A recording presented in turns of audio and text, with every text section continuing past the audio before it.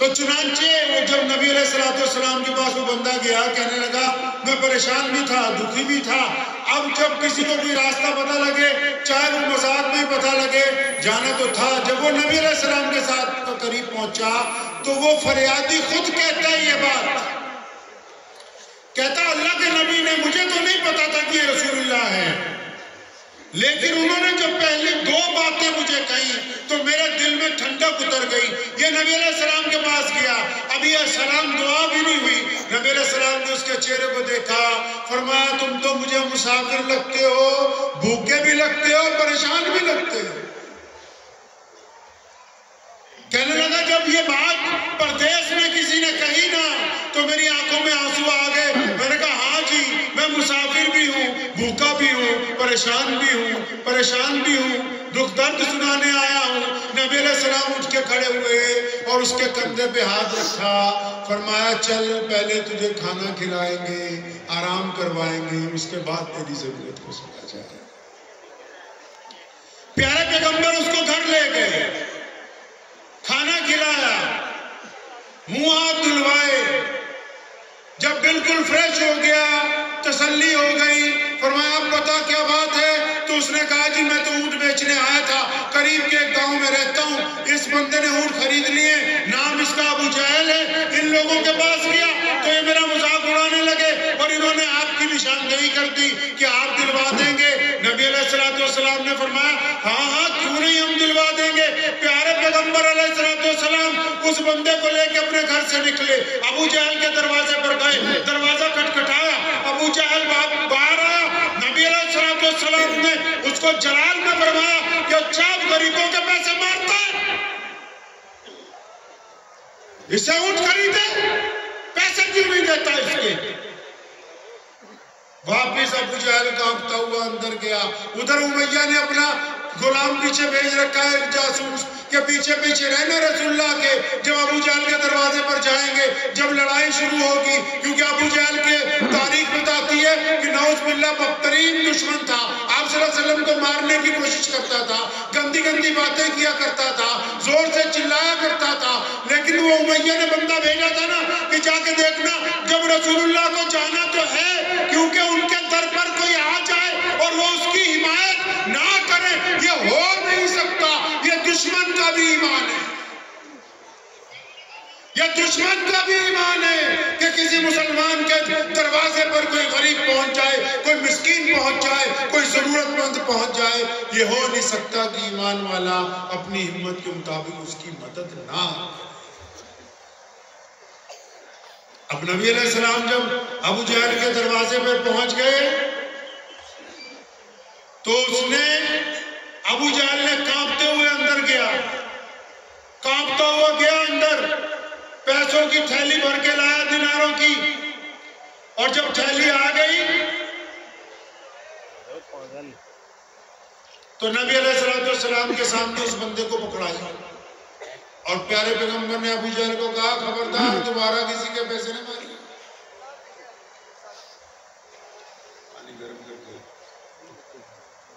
فرمایا دوبارہ کسی کے پیسے نہ ماریے۔ اب نبی علیہ السلام کی اگلی سیرت کا وہ پہلو سنیے، جب اس کو پیسے دلوا دیے، ابو جہل نے دروازہ بند کر لیا، تو نبی علیہ السلام اس بندے سے پوچھتے ہیں، اس بدو سے پوچھتے ہیں کہ میرے بھائی اب تیرا کام ہو گیا ہو؟ اے میاں ادھر دیکھ، تمہارے لیے آیا بہت دور سے، اور کوئی کام نہیں مجھے یہاں۔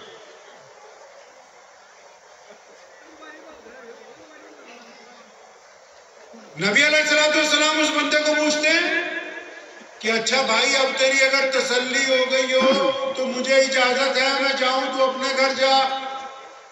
کسی شاعر نے کہا ہے نا کہ خود ہی بھیگ دیں خود ہی کہیں منگتے کا بھلا ہو، دینے والے بھی خود ہی ہیں، دعا بھی خود ہی دے رہے ہیں، اجازت بھی خود ہی چاہتے ہیں۔ یہاں تو اگر کوئی ہمارے پاس کام کروانے آ جائے پہلے تو ہم اس کی تاریخ ڈال دیں گے، کوئی اپنا دکھڑا سنانے آ جائے ہمارے پاس وقت ہی نہیں ہوگا۔ اور یہاں پیارے پیغمبر کیا کر رہے ہیں؟ پیارے پیغمبر خود جاتے ہیں. ادھر امیہ کے غلام نے جا کے بتا دیا اجی تم تو کہتے تھے کہ ابو جہل لڑ پڑے گا, ابو جہل پیسے نہیں دے گا, یہ ہوگا وہ ہوگا. اس نے تو بھیکی بلی کی طرح ساری رقم اس بدو کے ہاتھ میں پکڑا دی. امیہ پریشان ہوا. اس نے پھر عتبہ کو کہا, ولید کو کہا چلو چلے اپنے سردار کے گھر جا کے اس کو پوچھتے ہیں کیا ہوا. سارے پہنچے. ابو جہل اندر بیٹھا وہ کانپ رہا ہے. ابا کیا ہو گیا, تو آج محمد رسول اللہ سے کیسے ڈر گیا؟ اس نے کہا چپ ہو جاؤ. وہ جب آئے, جب دروازہ کھٹکھٹایا, میں نے دروازہ کھولا تو ان کے اوپر ایک بہت بڑا اژدہا ہوا میں لہرا رہا تھا, اور میرا یقین تھا کہ آج اگر محمد کی اس بات کا انکار کر دیا تو یہ اژدہا مجھے زندے کو نگل لے گا. میں نے تو اپنی جان بچائی ہے کہہ رہا تھا.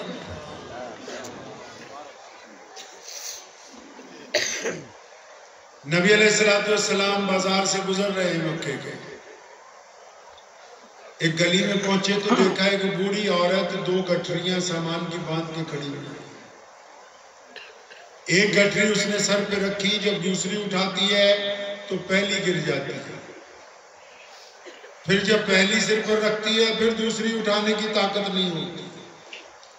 پیارے پیغمبر قریب پہنچے, پوچھا اماں میں تیری مدد کر دوں, میں مدد کروں تیری کچھ؟ کہنے لگی ہاں میں تو خود مدد کی محتاج ہوں. تو نبی علیہ السلام نے اس کی 2 گٹھریاں اٹھا لی. اب اماں کو پوچھا کہاں جانا ہے؟ کہنے لگی یہ مکے سے چند میل پر میرا گاؤں ہے, جس گاؤں سے میں بیاہ کے آئی تھی بس وہیں واپس جانا ہے. اب چل پڑے. آپ صلی اللہ علیہ وسلم نے اس کا سامان اٹھا رکھا ہے, وہ بڑھیا ساتھ ساتھ میں چل رہی ہے, بڑبڑا رہی ہے. نبی علیہ السلام نے کچھ پوچھا نہیں, لیکن پھر خود ہی بتاتی ہے کہ مکے میں ایک نبی آ گئے جو اپنے دین کی تبلیغ کرتے ہیں, میں ان سے بچ کے جا رہی ہوں. اور طرح طرح کی نعوذ باللہ باتیں جو نقل نہیں کی جا سکتی وہ بار بار دہراتی جا رہی. نبی علیہ السلام اس کی باتیں سن رہے ہیں, مسکرا رہے ہیں, اور کڑکتی دھوپ ہے, سامان اٹھا رکھا ہے. اس کے گاؤں پہنچے, اس گھر میں پہنچے, سامان زمین پر رکھا, اور رکھنے کے بعد جب چلنے لگے اماں نے پوچھا ارے بیٹا اپنا نام تو بتا کے جاؤ, تمہارا نام کیا ہے؟ قربان جاؤں محمد رسول اللہ پہ. سن لو, دل کو تھام کے پیارے پیغمبر نے تاریخی بات کہی تھی. فرمایا اماں جی تمہارا کام ہو گیا ہے, نام میں کیا رکھا ہے؟ یہاں تو اگر اشتہار میں نام چھوٹا بڑا ہو جائے تب مسئلہ بڑا ہو جائے.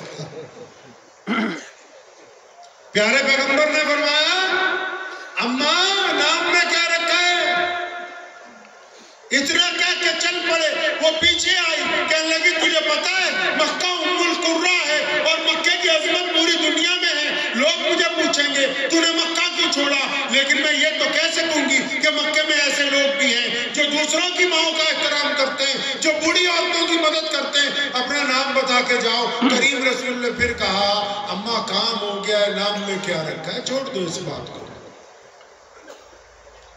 اور پھر نبی علیہ السلام چل پڑے. آپ کے یہاں گرم کا مطلب پتہ نہیں ٹھنڈا ہوتا ہے.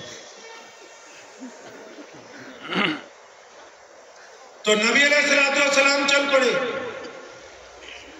تو اس اماں نے پھر نبی علیہ السلام کی چادر مبارک کو ایک نکڑ سے پکڑا. کہنے لگی نہیں نہیں مجھے اپنا نام بتا کے جاؤ. تب کریم رسول پلٹے اور فرمایا اماں تو جانتی ہے سارے راستے تو جس کی برائیاں کرتے آئی, سارے راستے جس کو برا بھلا کہا, سارے راستے جس کی وجہ سے مکہ چھوڑنے کی باتیں کی ہیں, میں وہی محمد رسول اللہ ہوں. اور اماں کو جب یہ پتہ لگا تو اس نے تاریخی بات کہی. کہنے لگی تم سچ کہتے ہو, مجھے جتنے لوگ ملے ان سب نے کہا تھا کہ اگر کوئی محمد کو مل لے تو پھر وہ انہی کا ہو جاتا ہے. میں گواہی دیتی ہوں خدا کی قسم, میں تو تجھ سے مل کے آج سے تیرے دین کی پیروی کرنے والوں میں شامل ہو گئی. پیارے پیغمبر صلی اللہ علیہ وسلم گھر سے نکلے, چلے جا رہے ہیں. ایک غلام کو دیکھا کہ وہ چکی پیس رہا ہے, رو رہا ہے. چکی پیستا ہے, روتا جاتا ہے. پوچھا بھائی کیوں روتے ہو؟ کہنے لگا مجھے بخار ہے, میرا مالک کہتا ہے کہ تو چکی پیس, نہیں پیسے گا درے پڑیں گے. پیارے پیغمبر نے کہا اچھا کوئی بات نہیں, میں تیری مدد کروں گا. اتنا کہہ کے چلے گئے۔ وہ غلام کے دل میں آئی کہ بہت سارے لوگ بازار سے گزرتے ہیں، پوچھتے ہیں کیوں رو رہے ہو، میں بتاتا ہوں، پھر چلے جاتے ہیں۔ لیکن ابھی سوچ ہی رہا ہے کہ اتنی دیر میں نبی علیہ السلام اپنے گھر سے واپس تشریف لائے، ایک ہاتھ میں کھجورے ہیں، ایک ہاتھ میں گرم دودھ کا پیالہ ہے، اس غلام کو چکی سے ہٹایا، کھجوریں کھلائی، گرم دودھ پلایا اور فرمایا جو تیرا بستر لگا ہے نا تو اس میں سو جا، تیرے جسم کو آرام ملے گا۔ کہنے لگا میں سو تو جاؤں لیکن اگر آٹا نہیں پسا میرا مالک مارے گا، یہ چکی کون چلائے گا؟ پیارے پیغمبر نے فرمایا تھا کہ تم سو جاؤ، تمہاری جگہ چکی میں چلا دیتا ہوں۔ اور پھر نبی علیہ السلام نے ایک دن نہیں 3-4 دن لگاتار، جب تک وہ غلام صحت مند نہیں ہو گیا، اچھا بھلا نہیں ہو گیا، تب تک نبی علیہ السلام اس کے لیے یہ محنت کرتے رہے۔ اور اس غلام کو آج دنیا اپنے تاجدار کے طور پر جانتی ہے، اس غلام کو آج دنیا محسن رسول کے نام پر جانتی ہے۔ وہ غلام پیارے نبی علیہ السلام کے سب سے لاڈلے صحابی حضرت سیدنا بلال حبشی رضی اللہ عنہ فرماتے ہیں میری اتنی خدمت کی رسول اللہ نے، اس لیے نہیں کی کہ بلال کو کلمہ پڑھانا تھا، اس بڑھیا کا سامان اس لیے نہیں اٹھایا کہ اسے کلمہ پڑھانا تھا، یہ اس لیے خدمت کی کہ وہ ایک انسانیت کے ناطے زمین میں دھس رہے تھے اور محمد رسول اللہ کائنات میں آئے ہی دبے کچلے ہوئے لوگوں کو عزتیں بانٹنے تھے۔ اور جب ان کو یہ پتہ لگا کہ یہ محمد رسول اللہ ہے تو انہوں نے اپنا دامن نبوت کے دامن کے ساتھ وابستہ کر لیا۔ پیارے پیغمبر پہنچے۔